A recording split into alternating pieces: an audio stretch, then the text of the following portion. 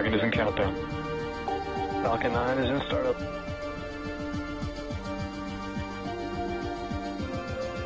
Dragon, SpaceX, go for launch.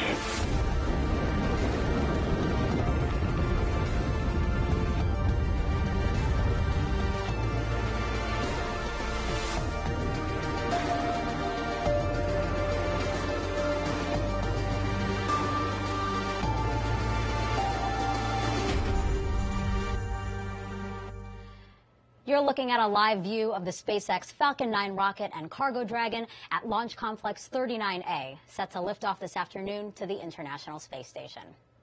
Good afternoon and welcome to NASA's Kennedy Space Center in Florida. I'm Megan Cruz with NASA Communications. Today's cargo mission, known as Commercial Resupply Services Mission 22, is scheduled to launch at 1:29 p.m. Eastern Time. It will be the second resupply mission to the space station on the upgraded Cargo Dragon spacecraft.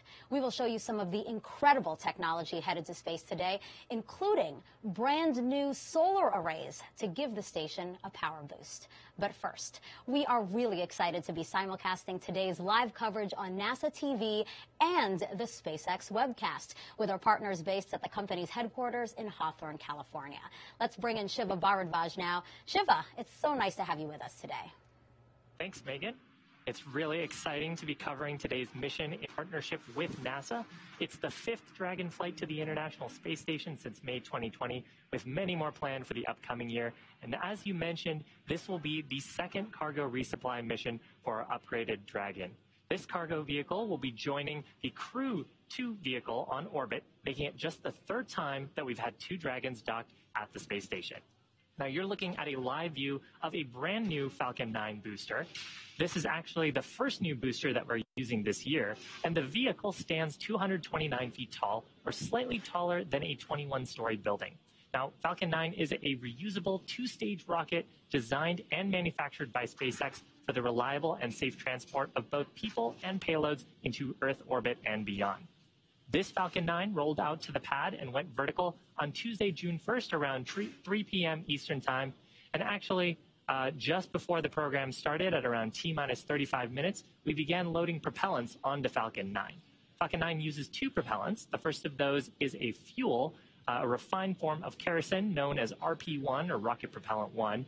And for our oxidizer, we use super chilled liquid oxygen, referred to as LOX.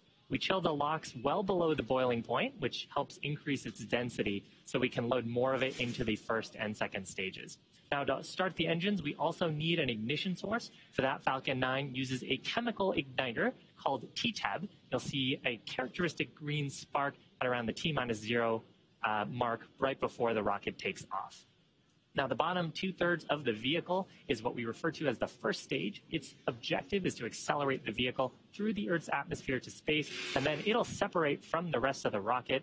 Today, we will be attempting to recover this first stage on our drone ship named Of Course I Still Love You. That's stationed out in the Atlantic Ocean. And if you've been keeping count at home, if we successfully land the Falcon 9 today, it'll mark our 86th successful landing of an orbital-class rocket.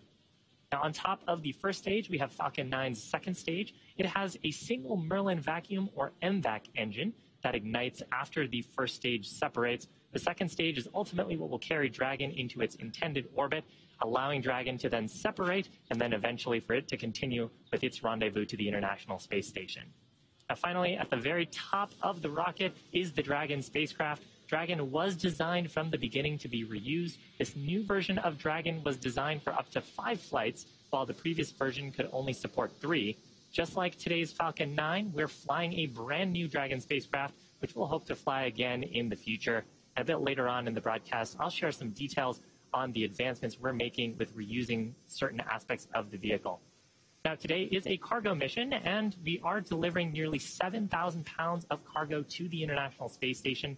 That includes critical material to support dozens of science and research investigations that'll happen on board the orbiting laboratory. To this day, Dragon remains the only spacecraft currently flying that's capable of transporting significant amounts of cargo to and from planet Earth. We'll get a little more into detail on what some of that research is later on in today's webcast. But first, why don't we check in at the launch site, Kennedy Space Center, with Marie. Marie, how are things over there?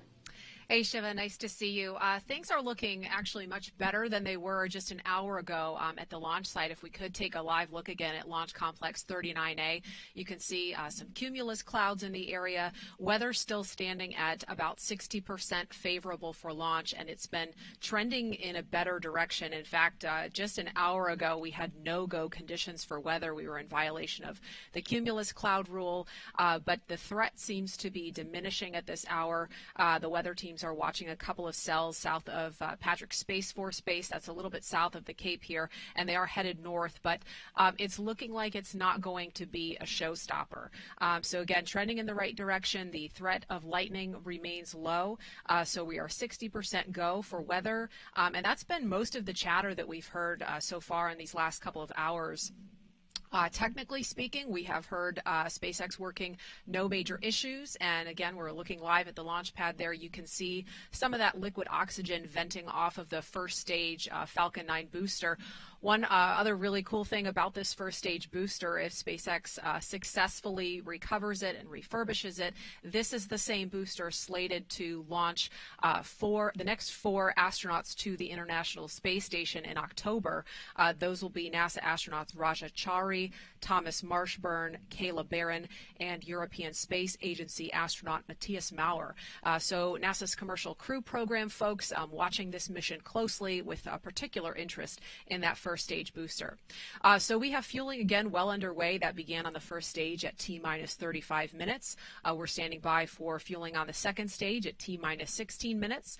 And then as we move a little bit closer to launch, the Falcon 9 pre-launch engine chill will begin at T-minus 7 minutes, followed by the transition to internal power at T-minus 5 minutes. And that period, those last 5 minutes before launch, are what we call terminal count.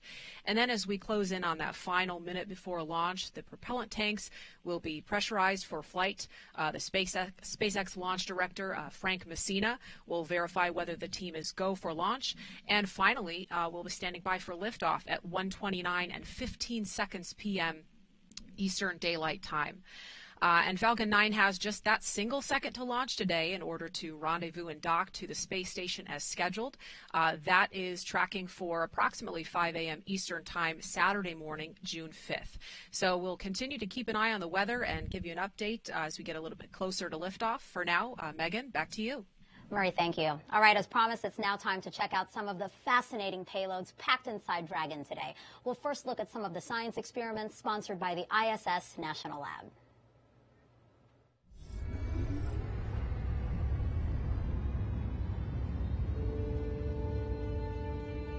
More than 900 pounds of research and supplies are launching to the International Space Station on SpaceX's 22nd Commercial Resupply Services mission, including several investigations sponsored by the U.S. National Laboratory. This mission has everything, from fundamental and applied research to payloads dedicated to in-space production applications, recognizable private sector partners supporting research and development, and student-led experiments. Let's take a deeper look into some of the investigations that are launching on SpaceX CRS-22. Colgate-Palmolive, the global household and consumer products company, will launch the first private sector oral health care investigation to the ISS on this mission. The project aims to identify the molecular characteristics of a healthy and diseased oral microbiome. The research team will study unique plaque pathologies in relation to oral health status, examining microgravity's effects on biofilm formation and comparing responses to common oral care agents. Results could help Colgate-Palmolive develop more effective products for consumers on Earth. Each year, 25 million metric tons of cotton are grown around the world, and each kilogram requires thousands of liters of water to produce. In an effort to minimize water consumption used for cotton production, Target Corporation has funded a project from the University of Wisconsin to examine the response of cotton plants to the stress of microgravity and evaluate effects on growth and root behavior. This investigation seeks to better understand the genetics involved in root system development, which could lead to the production of cotton plants that use water more efficiently on Earth. The National Center for Advancing Translational Sciences, one of the 27 institutes and centers of the National Institutes of Health, continues to work with the ISS National Lab to fund projects as part of the Tissue Chips in Space initiative. Tissue chips contain human cells grown on an artificial scaffold to model the structure and function of human tissue. Using tissue chips in space, researchers can develop better models of disease and more accurately test potential new therapeutics for patients on Earth. This mission includes a tissue chips in space investigation from the University of Washington. The research team will use tissue chip systems to model the human kidney to better understand kidney stone formation, the body's use of vitamin D, and a condition in which a person's urine contains unusually high amounts of protein. Pharmaceutical giant Eli Lilly and Company has a history of sending research and development to the orbiting laboratory. On this mission, the company will launch an investigation to examine the effects of gravity on the physical state and properties of freeze-dried pharmaceutical products. Results could help Lilly improve the chemical and physical stability of pharmaceutical products for patients on Earth. The investigations launching on this mission aim to bring value to our nation and drive a robust, sustainable market in low Earth orbit. To learn more about all the payloads on this mission that are sponsored by the ISS National Lab, and to learn about current opportunities to become part of the space station research community, please visit issnationallab.org. Now, you heard in that video about an experiment with cotton. Let's take a closer look at that one, because you might be amused by its name, TikTok. And no, it has nothing to do with the social media app TikTok. Here to help us understand the name and why this research is so significant is Principal Investigator Dr. Simon Gilroy. Dr. Gilroy, thank you so much for joining us. Oh, my pleasure to be here. Well, obviously, we've said TikTok. Your TikTok is different from the TikTok most of us know. So what is your TikTok? Yep, we definitely came second. So it's an acronym for Targeting Improved Cotton Through Orbital Cultivation. And what does that mean? What are you trying to do here? So we've got the opportunity to understand a little bit more about how cotton grows by growing it on the space station and doing the kind of experiments you just simply can't do when you're on the Earth. Mm-hmm. And how are you actually going to grow cotton on the space station, and how much of it are you trying to grow? All right, so cotton gets to be a really big plant, so we're not going to grow full-size cotton plants, 6 foot tall. This is actually the chamber that we are going to send up. So there are 12 of these, which are going to go up onto the space station. Each one of them has 4 cotton seeds in there. And we set it up so they'll actually germinate while they're on the station. And they'll fill this chamber after about 6 days. Wow, that's amazing. And so what exactly are you trying to figure out in space that can hopefully help us here on Earth? Cotton is an incredibly thirsty crop. It uses tremendous amount of water, hundreds of gallons just to make one T-shirt. And it also uses a lot of inputs like nutrients that the farmers have to add, pesticides. And a lot of those features of cotton, they are root traits. So they're things that, the root takes up the water, the root takes up the nutrients. And so what we're hoping to do on the space station is learn a little bit more about how that root system develops, with the idea that if we can, very specifically for us, understand how gravity directs that root system to grow and spread throughout the soil, we might be able to target features there that then we can give that information to breeders who will then be able to go down the road of improving cotton. Yeah, basically to make better cotton, right? Yeah, absolutely. That's amazing. How does it feel to have science going up to space today? I mean, it is an amazing opportunity. We've shot a couple of experiments up to the space station before. Every single time, it's a rush to see your stuff going up on the rocket. I got to ask you, why cotton? Cotton, partly because we have the opportunity to understand a little bit more about a really important economic crop with a big environmental footprint on Earth. So using the facilities of the space station to do things that we just could never do on Earth. And also, there have been a lot of plant biology experiments done by a lot of great researchers on the station, but on a relatively few species of plants. And so cotton is going to give us this fantastic tool to ask, how different is it from these other plants and how similar? What do all plants do when they're in space, and what does very specifically particular to each kind of plant? Doctor, I'm so excited to see what you find out. Thank you so much for joining us today. Great, thank you. Thank you. And one more notable payload I wanted to tell you about is the first satellite developed by the island nation of Mauritius. That's east of Madagascar, if you didn't know that. It's CubeSat, which is a small satellite about this big, will photograph the region and conduct experimental communication with other islands. So really cool there. Again, just really fascinating payloads on today's mission. Now let's head back to Shiva for an update. Thanks, Megan. We're just under T-minus 15 minutes and counting to the liftoff of a Falcon 9 carrying Cargo Dragon on the next commercial resupply mission to the International Space Station. Now, as we talked about earlier, Dragon was designed with reusability in mind. To date, 9 of our cargo resupply missions have launched on flight-proven Dragon spacecraft. And while we have a history of reflying cargo vehicles and now crew vehicles with the successful launch of Crew 2, as of today, we will also reuse Dragon's heat shield structure for the first time. The heat shield of flying today safely returned astronauts Bob Behnken and Doug Hurley to Earth on the Demo 2 mission last year. Reusability allows SpaceX to refly the most expensive parts of the spacecraft, and that in turn drives down the cost of space access. So while Dragon today is a new vehicle, there are a handful of components flying that have seen some space before, the heat shield structure just being one example. Now, speaking of new technologies, the astronauts on board the International Space Station are eagerly awaiting this next delivery of science to keep them busy on the world's only orbiting laboratory. We had a chance to catch up with a couple of them to hear about the work they've been doing since they arrived safely on the Crew 2 mission back in April. Hi everyone, welcome to the International Space Station. I'm Aki Hoshide, and we're here during Expedition 65, and I'm Megan MacArthur, one of the flight engineers for the mission, and you probably know we have a cargo mission coming up real soon, SpaceX 22, and I'm excited to see what that's going to be like. I think it's going to affect our pace and everything that we've got going on. Aki, you've seen this before. You captured actually the first cargo resupply mission from Dragon about 9 years ago, so tell me, what was that like? Yeah, 9 years ago. That's a long, long time ago.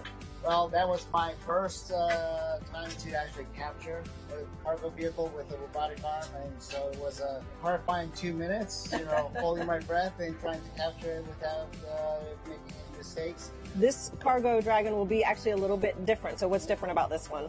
This time it's just going to dock, so without the help of the robotic arm, it's going to automatically dock to the International Space Station. And of course, it will be similar to our crewed vehicle that we came up in, so everything should look pretty much the same. Just there won't be people, there'll be cargo and a lot of science experiments. Some of the science samples will arrive in powered payload lockers, so they can be frozen temperatures. But some of the samples will arrive in this cooler type of bag, which is called a double cold bag. It's a super insulated bag, and we put ice bricks in there along with the samples to keep them at the right temperature. So I'll show you what that looks like. Oh, looks like we have a stowaway. These are the ice bricks, and they can maintain a temperature between minus 32 and plus 37 Celsius. They're just room temperature right now, or I wouldn't be holding them with bare hands. But you can see we would fill that up with the ice bricks as well as the samples. We also send samples home this way, and they have a certain amount of time that they will stay at temperature before they're recovered by the team on the ground. You know, I'm excited about the tardigrades. I told you about the water bears. Super excited about that. They're little microscopic creatures that can survive in extreme environments. And the cell science 4 experiment is looking at what can we see by looking at their genes? How do they survive and adapt to extreme environments? And then the hope is that that information can be used to look at stress factors in humans when we're living in space. Another one I think is really exciting that has benefits both for us in space but also on Earth is a new ultrasound experiment, the butterfly ultrasound, and it's looking at portable ultrasound technology with mobile tech, some really exciting stuff that kind of covers a big spectrum. Yeah.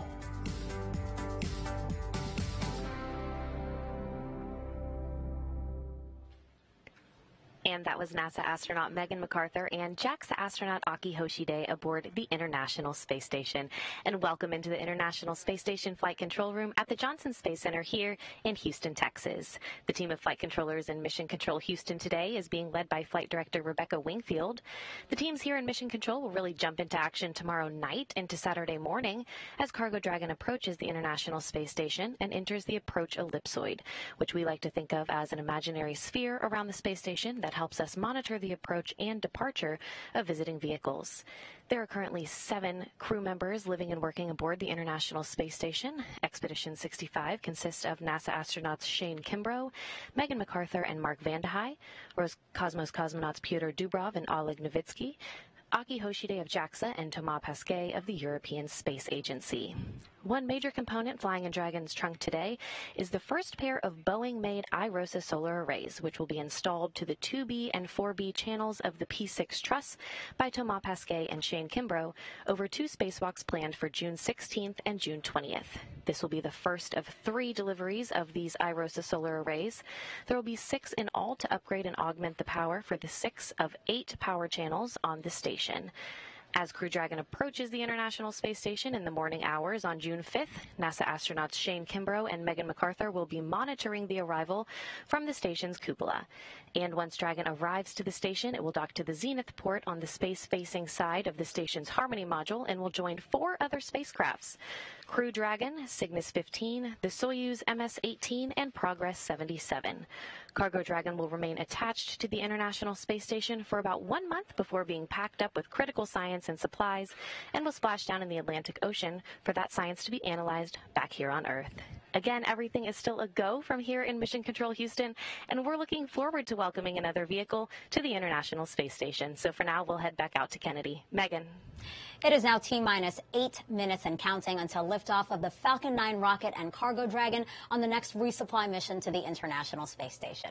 Now, you heard Courtney just mention the new solar arrays again. So let's take some time to go more in depth about those because they're really important to the station and what happens there. Take a look at your screen now. This is the first pair of the new Boeing-made ISS rollout solar arrays known as iROSA. They are made up of compact panels you see there that roll open like a huge yoga mat, 63 by 20 feet each. Here they are inside the space station processing facility at the Kennedy Space Center before being packed inside Dragon.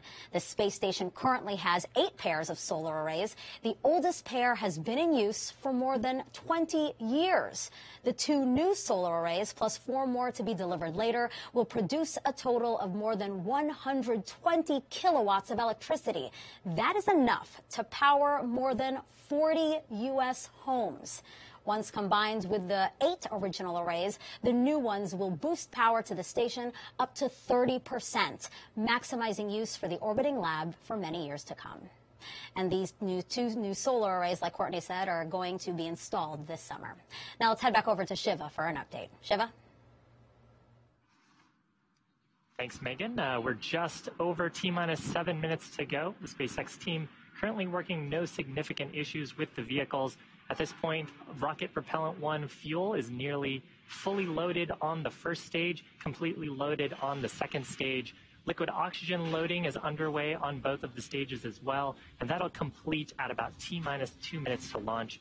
We're also loading helium gas into both of the stages. Falcon 9 uses helium as a pressurant. That's to backfill the propellant tanks as we consume liquid oxygen in RP1 by the Merlin engines during ascent. A helium loading began before the webcast went live, and we'll continue to top it off until about 1.5 minutes before launch. Now, to make sure that the engine startup goes well, we also perform what's called engine chill. It started at about T-minus 7 minutes. We flow a small amount of that super chilled liquid oxygen into the Merlin engine turbopumps, and we do that to avoid thermal shock to the mechanical components once we get that full flow of super chilled liquid oxygen on engine start. Dragon also began its startup sequence at T-minus 35 minutes when it coordinated timing with the Falcon 9. It's currently undergoing a set of vehicle health checks, with its next major milestone happening just before liftoff when it'll transition to internal battery power. Now, the range is standing by, ready to support today's mission. Launch weather is continuing to trend favorably. We had a 60% chance of go, and we're still continuing to monitor some of those clouds and precipitation in the area.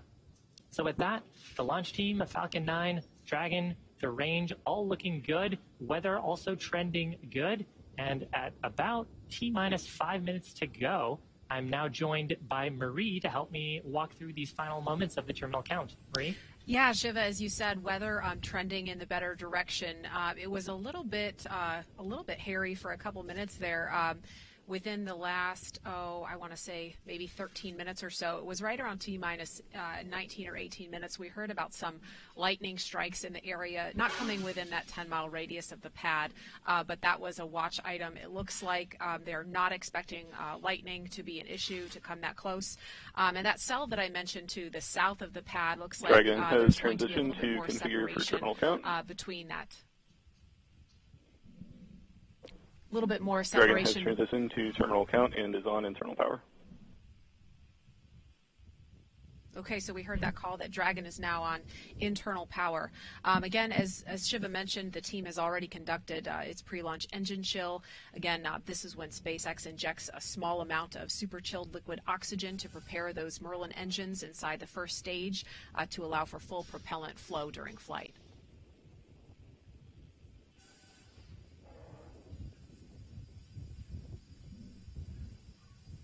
And we can hear the hissing from some of that liquid oxygen venting off the side of the rocket as it meets that strong back retract in progress.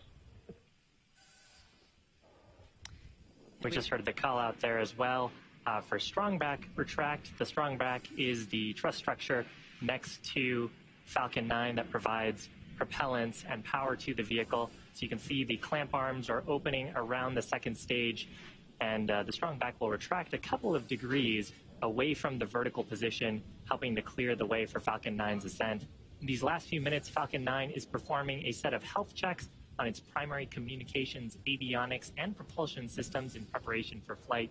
We'll continue to hear call-outs if the engines are sufficiently chilled in and for some of these milestones that are coming up next. And there you can see the strong back starting its retraction away from the vertical position.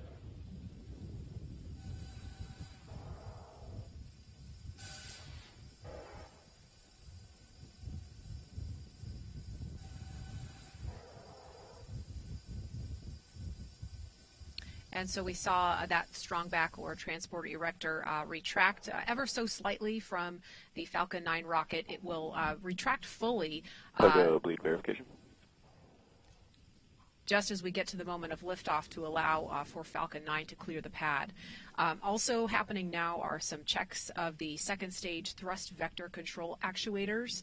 That is often referred to as an engine wiggle test, and this is when SpaceX moves the thrust nozzles.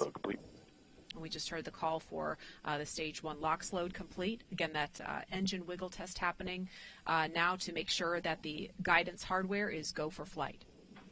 SpaceX will do the exact same checkouts on the first stage engines, and that will happen just a few seconds before ignition. Yeah, and we just heard that call out for first stage LOX load complete.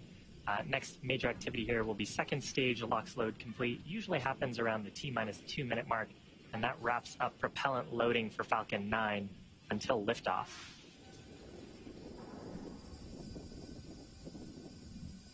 Dragon also continuing to perform final health checks Stage to make 2 sure LOX all load of complete. its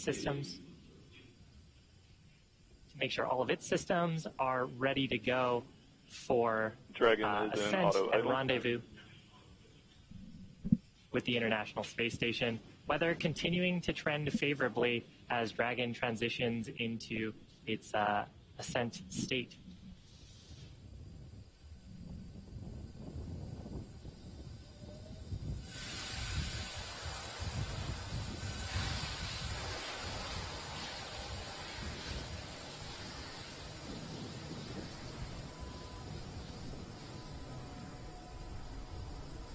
Weather remaining go as we are approaching the T-minus 1 minute mark when Dragon will transition to internal power.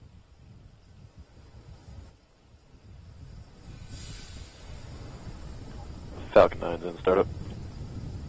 Dragon is in countdown.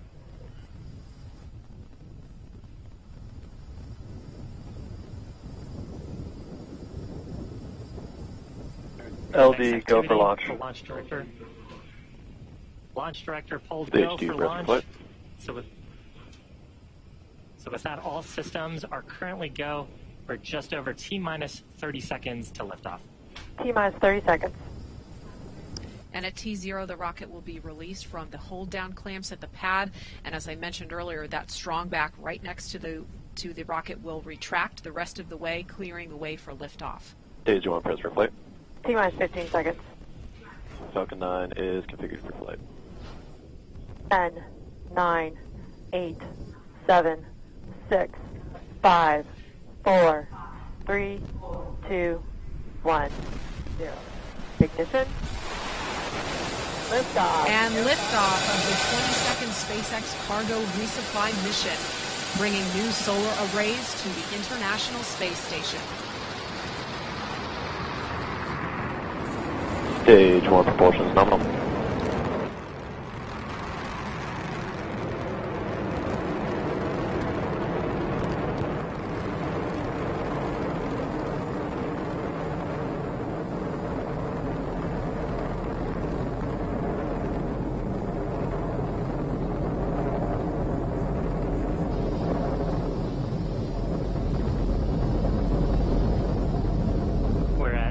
almost 40 seconds into flight. Awesome shot looking Power back and telemetry nominal. The Cape, where Falcon 9 has launched. We're coming up on the next major milestone. That's the point of maximum aerodynamic pressure. That's when the stresses on the vehicle will be the highest. Execute. So in preparation for maximum aerodynamic pressure, we throttled down those Merlin 1D engines. Now that we're through that point, we'll throttle back up and continue on to the next of our sequence of events. We have several happening in rapid succession. That'll be main engine cutoff, followed by a stage separation. Then we'll have a first stage flip maneuver, second engine start, number 1, and then a boost back burn on the first stage. Now, main engine cutoff, or MECO, that's where all 9 of the Merlin 1D engines on the first stage will shut down. That's followed shortly after by stage separation, when both the first and second stages will separate. From there, the first stage will flip to prepare itself for entry. A few seconds later, the Merlin vacuum engine on the second stage will ignite to boost the Dragon into a low Earth orbit. That's called SES-1. And then finally, on the first stage, a boost back burn start to slow down the first stage in preparation for re-entry. So again, those 5 events: MECO, stage separation, first stage flip maneuver, second engine start, and then the boost back burn, all coming up just in under 10 seconds from now.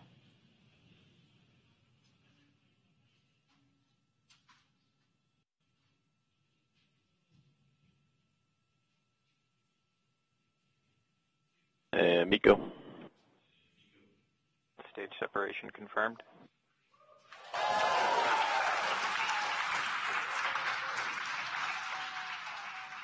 MVAC ignition.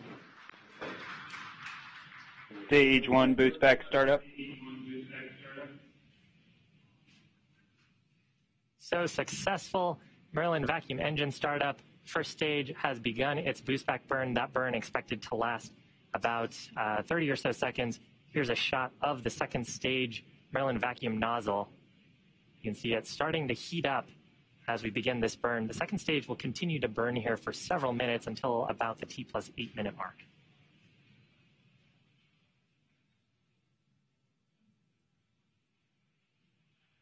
Stage 1 boost back shutdown. If you're just joining us, welcome. You're watching a live webcast for the 22nd commercial resupply mission to the International Space Station for NASA. This is SpaceX's 17th launch of the year, and we are flying a cargo configuration of our New Dragon spacecraft. On the right-hand side of your screen is the second stage, which is carrying the Dragon spacecraft into orbit. On the left-hand side of your screen, you can see Falcon 9's first stage with the grid fins extending. It just completed its boost back burn and is making its way back to our drone ship. Now, the rocket has to do more than just go up. It has to go sideways really fast. At liftoff, gravity is pulling straight down on the rocket, but as we ascend, we tilt the engines. That's called gimbaling, and that begins to turn the rocket horizontally. We're still going up, but we're also heading horizontally away from the launch pad. That maneuver is called a gravity turn. The rocket typically needs to go about 7.5 kilometers per second, or about 17,500 miles an hour, to avoid being pulled back down to Earth and to get into orbit. So that's what the second stage is doing right now. Now, the first stage, in order to make its way back to our drone ship, named, of course, I Still Love You, it has 2 more burns to do. First is an entry burn. It'll ignite 3 of its Merlin 1 engines. That'll help to slow it down as it re-enters the Earth's atmosphere. And then the next activity will happen much closer to the drone ship. That is the landing burn. Will ignite just the single center Merlin engine to bring the vehicle's speed rapidly down to 0. You can see the grid fins that are extended on the left-hand side of your screen.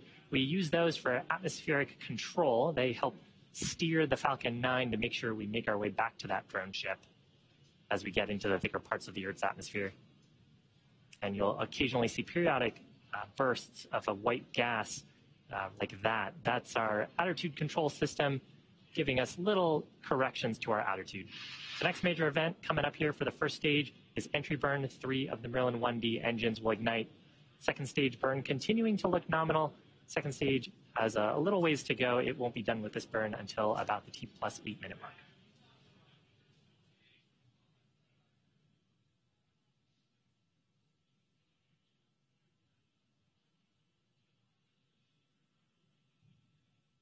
Stage 1 FTS is saved.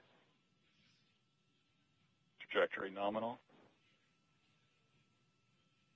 Stage 1 entry burn startup.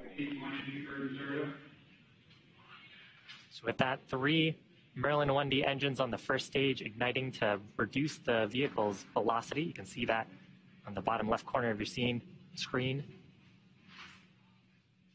This burn expected to last about 20 seconds. So from here, the grid fins will continue to take the first stage towards our drone ship stationed out in the Atlantic Ocean. At this point, T plus 6.5 minutes into flight, second stage is making its way to the initial orbit to drop off the Cargo Dragon spacecraft. And if you're just joining us, welcome. On your screen is a live view of Falcon 9's first stage on the left, the second stage on the right. We had an on-time liftoff at 1:29 p.m. Eastern Time. Nominal ascent so far. Talking a little bit more about Stage 1 transonic. Talking a little bit more about the first stage. So the next major event coming up is that landing burn. Landing burn is what will bring the vehicle speed rapidly down to 0.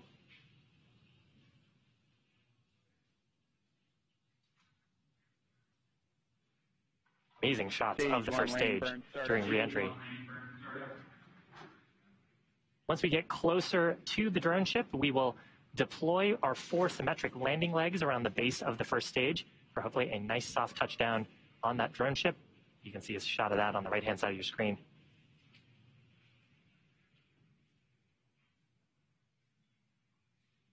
Stage 1 landing leg deploy.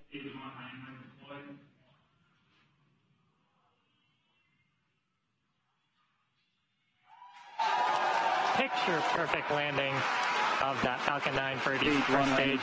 First landing for this first stage. 86 successful recovery overall for SpaceX.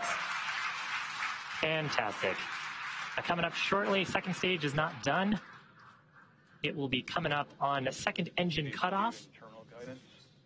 About under 30 seconds from now.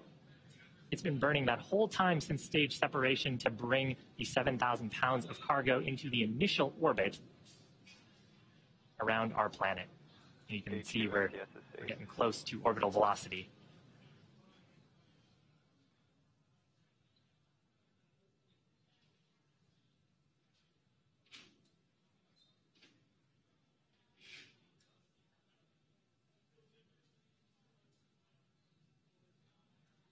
The expected loss of signal. Shutdown of the second stage engine. From here, we'll be looking at telemetry, make sure we are in the intended orbit. Nominal orbit insertion. Fantastic. So with that, the second stage has just one major task left. It is commanding separation of the Dragon spacecraft just a few minutes from now. Until separation, the second stage will be making some small adjustments during this coast prior to Dragon separation. And we're hoping to have video, there's some video, into the unpressurized cargo section of Dragon. This video from the top of the second stage. We got a good look there at the new rollout solar arrays that Cargo Dragon is bringing to the International Space Station. So separation of the Dragon spacecraft expected at about T plus 12 minutes. We have a little bit of a coast here for ground operators in mission control behind me to ensure that the vehicle is in the right configuration, that there's no conditions that we may want to watch out for after separation. But Dragon and the Stage 2 right now in orbit. And coming up after that separation event, which hopefully we'll get a view like this of Dragon gently floating away, the Dragon spacecraft will begin to perform some of its own checkouts. Dragon is equipped with 12 service section Draco thrusters that are used primarily for attitude control and proximity next to the space station. It's also got 4 Draco thrusters on the top of the vehicle underneath its nose cone that we use for our thrust maneuvers to help us rendezvous with the International Space Station.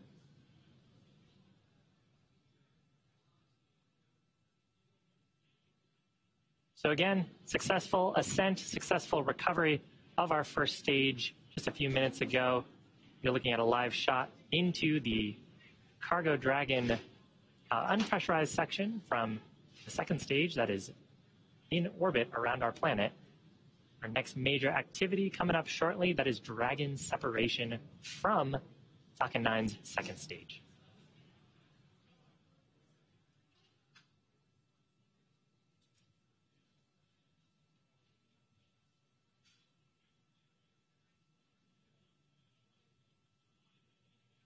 Something a little bit different about this Dragon spacecraft. If you followed our first version of Dragon, you'd know that it had deployable solar arrays. This version of Dragon has conformal solar arrays on the body of the spacecraft. So those are mounted along the exterior panel of the trunk that we're looking into right now. Those provide power for the spacecraft as it makes its way to the space station. Dragon separation confirmed.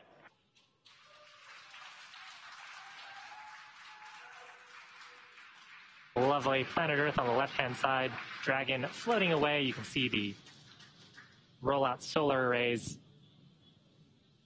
from this view atop Falcon 9's second stage, watching Dragon gently float away.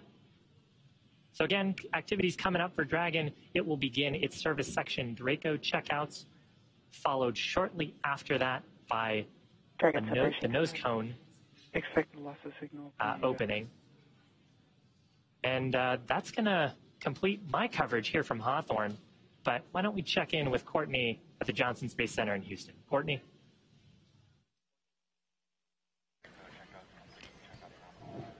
Thanks, Shiva. Again, just standing by for that nose clone deploy.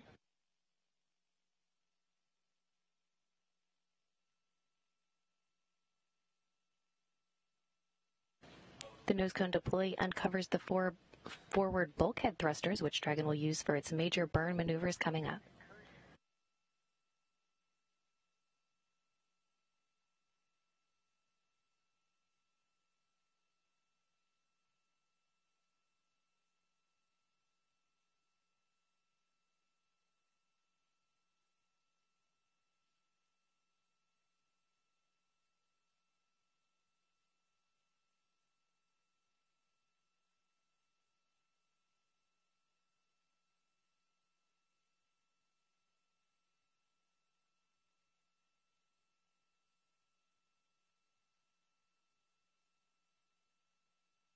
And nose cone hooks are driving now.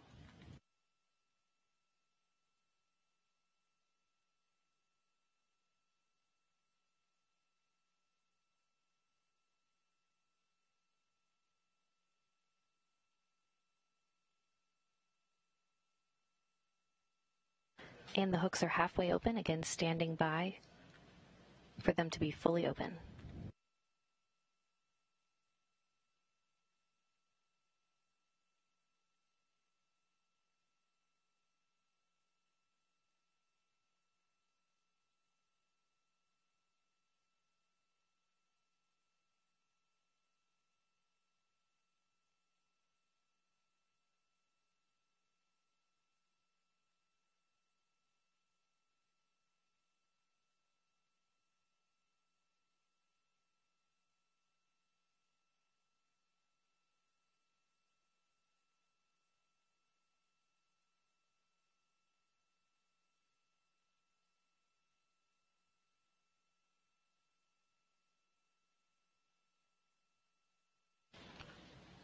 Again, standing by for nose cone deploy. That nose cone will stay open in the position until the very end of the mission.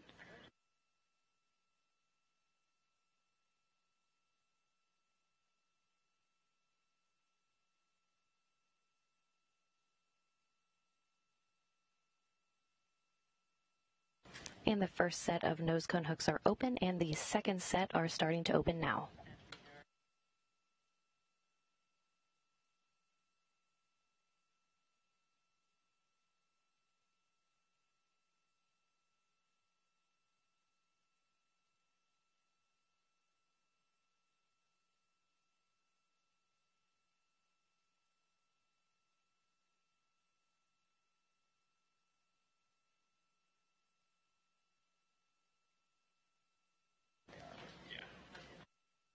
Again, once the nose cone is open, it will stay in that position until the very end of its mission, closing prior to re-entry to provide some additional protection to some hardware during re-entry.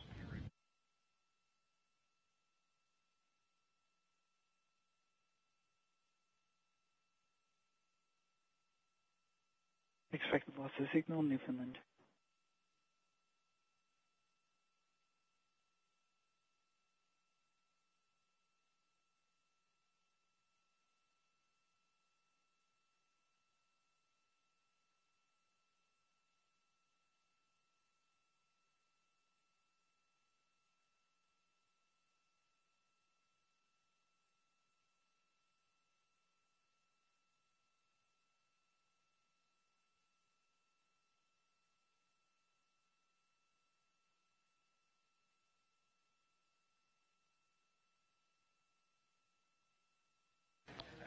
Again, standing by for confirmation of nose cone deploy, and this nose cone deploy will uncover those 4 bulkhead thrusters, and that's what Dragon will use for its major burns coming up throughout the next day to catch up with the space station before docking. Acquisition of signal, Gundhilly.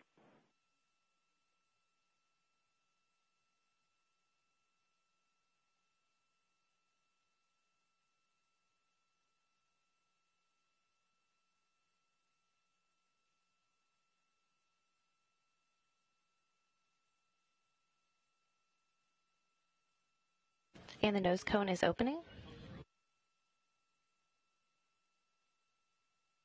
And nose cone deploy confirmed.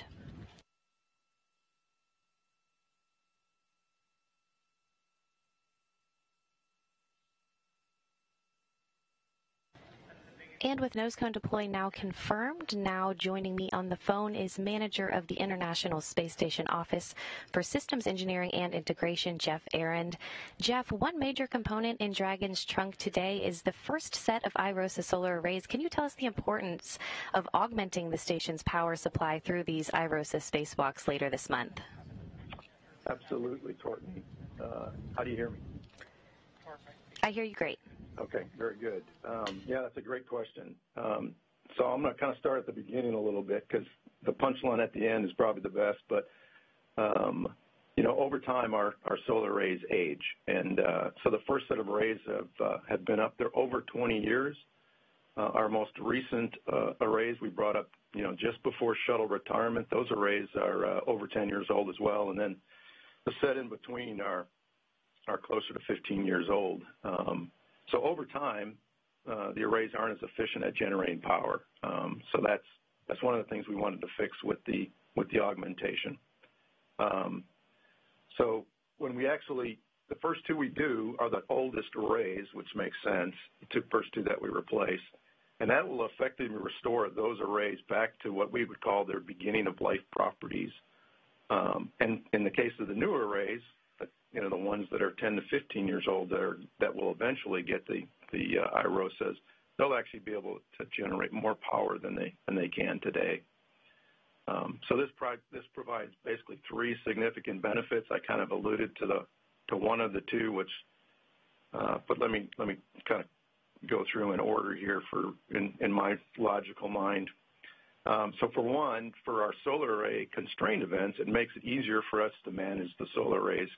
An example of that would be about what we're going to see tomorrow. So visiting vehicle dockings and undockings, the arrays can't always point at the sun. We have to protect them from plumes from the vehicles coming and going, as well as some of the loads that we see on the arrays. So we call those a visiting vehicle or solar array constrained event. It also helps us, this augmentation is going to help us to fully to extend the life of ISS and fully execute our full suite of research as we move forward. And probably most importantly, it allows us to power more science and research, especially in the form of future exploration systems and commercial users. The one that I'm thinking about in particular would be the Axiom module that we hope to see later on in a few years from now on the front of Node 2. And of course, these resupply missions deliver science, hardware, and other cargo, like you were just saying, to the station. How critical are these deliveries for the station and astronauts? So over any 6-month planning period, there are hundreds of experiments being conducted on board. The vehicle that delivers our crews, the vehicles that deliver our crews, they do a great job of getting the crews there safely to and from station, but their cargo capacity is very limited, on the order of 100, maybe 200 kilos. We couldn't conduct all the science we do as well as provide for our crew members without our cargo resupply vehicles, which can carry about, in this particular case, about 2 metric tons of pressurized cargo and research. Our cargo flights are vital to maintaining and fully utilizing our orbiting laboratory. In the case of this SpaceX 22, we're bringing up about 900 kilos of research supplies to support our ongoing science program, and it will also return about 1,200 kilos of science samples and supplies for human research, biology, biotechnology, physical science investigation, and education studies. The return piece of this, the science and research return, it can't be emphasized enough, because a unique service that the SpaceX cargo vehicle provides is return cargo.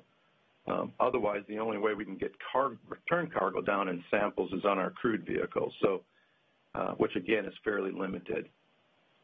These vehicles also bring critical spares to help us maintain our onboard systems, keep the spacesuits maintained, and of course provide food and crew support items. So super critical to what we do each and every day. And as always, it's a busy time aboard the International Space Station with cargo vehicles and crews coming and going. 1 Russian spacewalk behind us and 2 U.S. spacewalks later this month.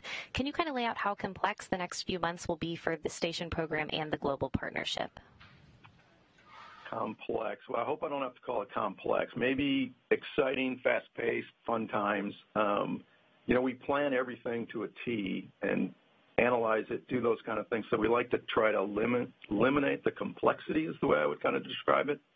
But you're right, it's a very busy time. And so from a visiting vehicle point of view, I think the upcoming amount of traffic is about as busy as we've ever had. There are also going to be some configuration changes, mostly on the Russian segment, that will keep our flight control, engineering, and partners very busy over the next few months. As you pointed out, with the completion of the Russian segment EVA, which was actually yesterday, it seems like days or weeks ago, as fast as everything is going here lately. But the Russian segment is now going to be ready for the undock of the docking compartment, which is another module that's been on board for about 20 years or so. And this opens the port up for the next, basically the 3rd large module that our Russian partners will be bringing to ISS. It's the MLM, or Multi-Purpose Logistics Module, and that docking is later in July. But before that, shortly after SpaceX docks, we'll be conducting 2 EVAs ourselves, one on the 16th and the other, if things go well, on the 20th of June, to install the IROSA arrays. Maybe this is where complex comes into play. All EVAs are challenging, but these IROSA arrays in particular are probably more so than some of our other ones. And then finally, shortly after the MLM arrives, near the end of July, we'll need to relocate the Crew 2 vehicle from the Node 2 forward port to the Node 2 Zenith port, which will enable the launch and docking of the OFT-2 crew demonstration vehicle near the end of July or the first part of August. So yes, a very busy, exciting time for us. All right, Jeff, well, thank you so much for joining us today. And back here in the International Space Station Flight Control Room, flight controllers are monitoring the systems on the station itself ahead of Dragon's arrival Saturday morning. Again, once Dragon crosses that approach ellipsoid, which we see as an imaginary sphere around the station, flight controllers here in Mission Control Houston will begin joint operations with SpaceX teams over in Hawthorne, California. NASA astronauts Shane Kimbrough and Megan MacArthur will be monitoring the approach and arrival of Dragon with the planned docking Saturday morning at 4 o'clock in the morning, Central Time. Once Cargo Dragon is docked to the station, MacArthur and Kimbrough will begin hatch operations to open the hatches between the International Space Station and Cargo Dragon. And again, everything is still on track in the International Space Station Flight Control Room, so that'll do it for us here in Mission Control Houston. Now back over to Kennedy. Megan? Thanks, Courtney. That's going to wrap up our launch coverage of NASA's 22nd SpaceX commercial resupply services mission. Cargo Dragon is on course to dock to the International Space Station at about 5 a.m. Eastern Time Saturday morning. We will, of course, have live coverage of rendezvous and docking beginning at 3:30 a.m. Saturday morning Eastern Time. In the meantime, you can follow the mission at nasa.gov. Thank you so much for joining us. We'll leave you with some beautiful views of today's launch. T-minus 15 seconds. Falcon 9 is configured for flight. 10, 9, 8, 7, 6, 5, 4, 3, 2, 1, 0. Ignition. Liftoff. And liftoff of the 22nd SpaceX cargo resupply mission, bringing new solar arrays to the International Space Station. Stage 1 propulsion is normal.